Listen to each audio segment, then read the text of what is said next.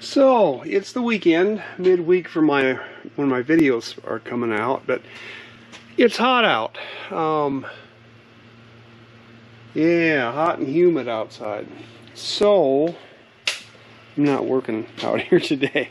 I may actually get something done tonight, come out after the sun goes down and get a little bit of work done, but nope, I'm not doing it. It's too hot and too humid. Here is my cutlass bearing housing, and you can see I got the holes milled out, and I did use my milling machine for this rather than just drilling a hole, and it worked okay, but the problem is my 1/2-inch bolts, the major diameter, is just a little bit big. So I need to get something to ream these out, so I'll have to get a drill bit or something to ream these out, just a smidgen bigger than 1/2 inch. And I bought some stainless steel lags. I've got some hot dip galvanized, and I'm not sure which ones I should use. I know the risks of using stainless. You know, you get that crevice corrosion and you can't see it and whatnot. So I don't know. I'm sure the galvanized would work too. I mean, they rust maybe a little more predictably, so you should be able to see it, or well, yeah, not necessarily, I guess, if it's inside the keel, but anyway, I don't know which ones I'll use. These would be easy enough to replace. It shouldn't really be an issue. The ones inside that will go on the stuffing box, which I have not got that drilled out yet or bored out yet, those will probably be the stainless. So yeah, I don't know. We'll see what I decide to use on those. But got another piece in process here, getting ready to go. And I should be able to get that one on in a couple of days. That one will go in here. And we're working all the way to the edge of the outside edge of the hole now. So yeah, once we get this row here done, I was actually thinking today about starting back here and getting a piece in on this end, on the stern, getting a piece in here, and then starting to work from both ends, which I may do if it cools down here again just a little bit more. But like I said, just too hot today. It's yeah. And work up on the deck up there, putting that deck in, that's probably going to have to wait too. You know, we may get some cooler days where I can get up there and do some more, but my intention was really not to work on the deck this summer, but I just had the time and the opportunity, so I thought I'd get that started. But you can see here I got these pieces on. This is a lot of twist in the hull here, and you know, it bends in and twists up. So I did the same thing I did on the other side. I cut these into some strips, and I used all epoxy on this. So this was wetted out with liquid epoxy, and then thickened epoxy was put on there, and then it was screwed on. So this is going to be, you know, again, if there's any place that I'm a little more concerned about the boat, it's up in the bow, and so I try to make things a little bit stronger right up here, because if you're going to hit something, it's more than likely going to be up here. This area up here, this has got 2 layers of 3/4 inch wood on it now, and it's going to get fiberglass, probably 1708, and finish it off a little 10 ounce on top. But this chine area here is ungodly thick. I mean, there's probably 6 or 7 inches of wood in through here behind it. Right down here, this was filled with concrete. This area up here is filled with concrete, so it should be relatively sturdy up here, even if I didn't put a 1/2 inch of fiberglass, which is what I'm going to do up here. But yeah, so we got that part on, and we're working back now. So and most of this I can do myself now. It's not something that's that difficult to do. You get back here and you get some bigger pieces, and Yeah, but still I can still generally do it because this makes it quite easy actually, when you can put these little supports in here and just slide your sheet up in there to get it started. Yeah, that really helps. So I'd like to get this cutlass bearing housing on the back of the boat. And I think what I'm going to do, I overbored the hole in the boat just a little bit. So I think I'll probably put some tape around here, some masking tape, to slide it in the hole so it's snug. We'll just slide it over the shaft, and then put some tape on there so it sits in here centered properly. And then we'll go ahead and bolt it in. But I got this back in the other day too, just to get out of the way. I got a couple layers of real thick layers of epoxy on inside there to seal that up. So that was well sealed. So we should be good to go there. Other than that, like I said, not doing much right now because it's just too hot. And I think Archie would agree with me. It's just too hot, isn't it? Yeah. He likes sitting in the house with the air conditioning too. So yeah, that's where we're gonna go. So I got my holes drilled for mounting this cutlass bearing housing. And last night I worked on this thing.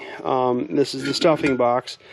And if you remember, this flange did not fit on over the bolts here. So if you can see that or not, I used the milling machine, my milling machine, and I just elongated those just a little bit. I can't imagine that's going to be an issue. I mean, it shouldn't cause any problems. It's still fits in there smoothly. So my next thing to do, and I got the holes drilled here, but I still need to ream these out because the major diameter of these 1/2-inch bolts are just a little over 1/2 inch, and I had to order a drill bit because nobody stocks those 32nd inch fractional bits over 1/2 inch. So I got that coming in tomorrow, I believe. And then here is this bearing that I'm going to put in there. And obviously it's a little too long though, so I'm going to need to cut it a little shorter.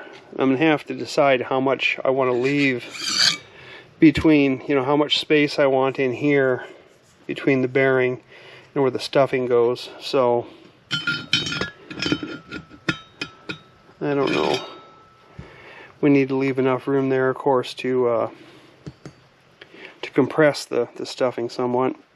So I don't know how much to cut this off.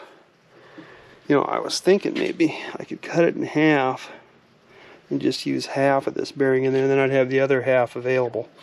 But once this is in there, I'm also going to need to, you don't want that that packing just laying on this surface here, I don't think, because that stuffing or that packing is gonna want to get compressed. It's going to push in there. So I need something of some sort.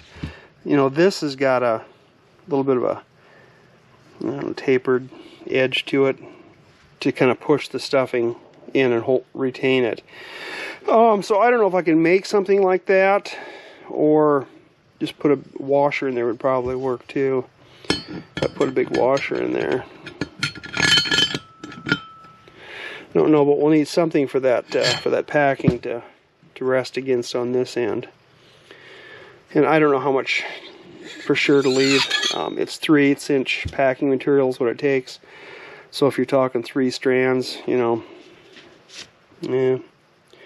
maybe leave a little more if I want to use some of that dripless Teflon paste type stuff. I don't know, we'll see.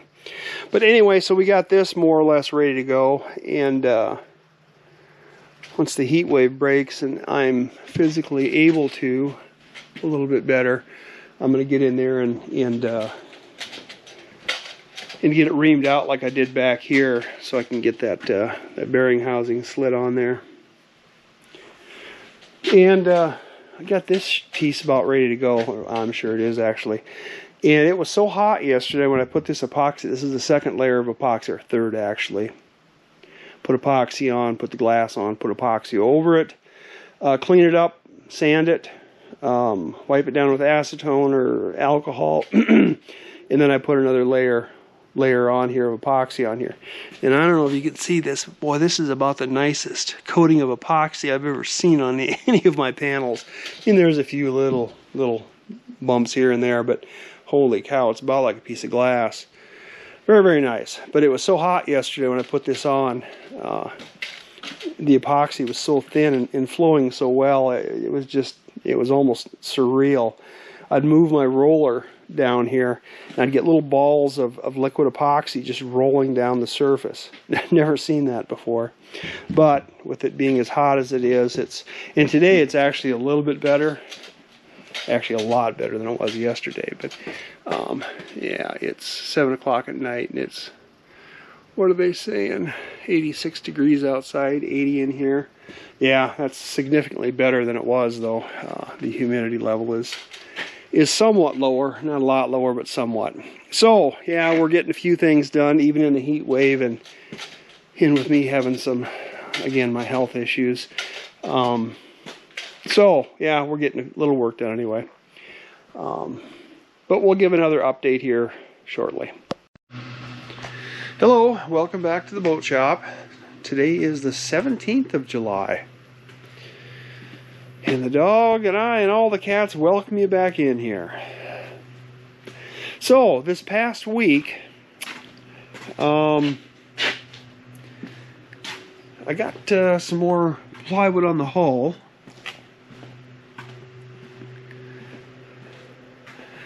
And you can see I got these pieces on up here. And these were all glued in. And then I got another piece on here. And I got this one on here last night. And fortunately I got this piece on before my knee started acting up. So my issues with health concerns continue. Now it's my knee. Yeah, a couple weeks ago it was my back, now it's my knee, and I got other issues, and oh my gosh, it just never seems to end. Tell you what, people, get your stuff done while you're still young enough to do it, because once you get past 60, it becomes a challenge. So yeah, we're not going to get much done on the boat, at least for the next couple days, because my knee is to the point where I basically can't move it. And they say rest, it's a patella tendon problem, and they say rest is the best thing for it at this point. So yeah, I think I showed this in my last video. I got these holes here elongated slightly so I can get this on here, and I got my my drill bit. I had to order a drill bit because I couldn't find one locally. I ordered a drill bit so I can get these drilled out so I can get my lag bolts in, and I was hoping to do that this week, get these mounted, but with my knee being the way it is now, we'll have to see how that goes. Another thing I did is I ordered some more of these little sanding pad doohickey things for your multi-tool. And I ordered, and these are obviously some cheap Chinese ones, but this is not going to work. You can see this thing's falling apart after just one sanding disc on there. I think this would work all right, but these cheap ones aren't probably going to do the trick. And what I was going to do with these is where did I do a little bit of it right here? What I'm going to do is sand this joint down just a little bit. And we've been talking about that last week. We talked about that too, and trying to figure out what to do here. This thing here just isn't aggressive enough. I need a little coarser sandpaper, I think, and something other than this. This piece of foam is not very effective on this little tool either. So that was a waste of $20 probably, this kit here, but might be able to use it on some fine detail work somewhere. So I'm still kind of trying to figure out what to do with this. May just have to use a little bit bigger sander in there to get that done. We shall see. But anyway, yeah, we're continuing on that quest to figure out what to do there. But I don't have a whole lot else to report, and like I said, with my knee being problematic now, I probably won't have a whole lot to report next week either. But we'll see about that. See how it goes. Maybe in a day or two here, the pain will go away and the swelling will go down, and I'll be back to normal again. We shall see. But anyway, I'll let you go then for this week.